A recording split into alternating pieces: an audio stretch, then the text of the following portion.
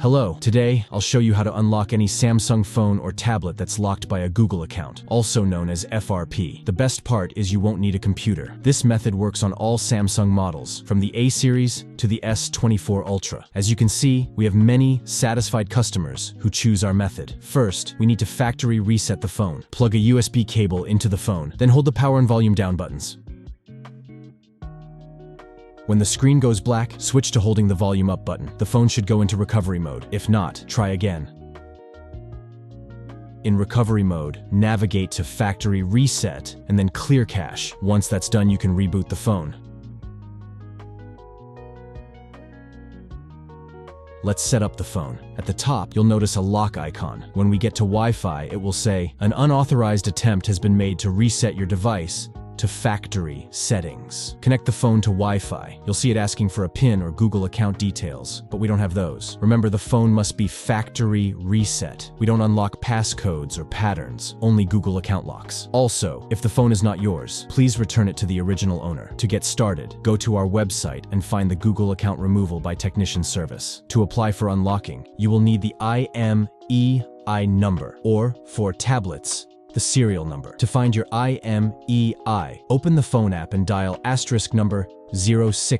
We'll need the first IMEI or, alternatively, the serial number. Once your order is placed, you'll receive an initial email confirming it's being processed. Within 1 to 4 hours, you'll receive another email confirming your order is complete. When you receive the order completion email, head back to your phone or tablet. First, restart the phone by pressing the power button and selecting Restart. When the phone boots back up, start setting it up again. Ensure the phone stays connected to Wi-Fi. The Wi-Fi connection is necessary and should not be skipped. We'll get to the next step, Knox Configure. When this pops up, simply press Restart and wait for it to boot again.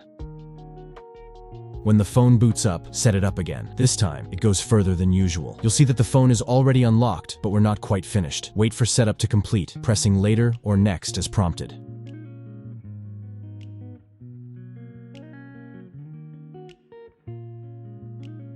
Next, go to Settings, where you'll see the phone is on Android 14 with One UI 6.1. The phone may continue showing Knox Configure cannot be used. When this happens, go to Settings and manually factory reset the phone. This is the second time we're factory resetting the phone.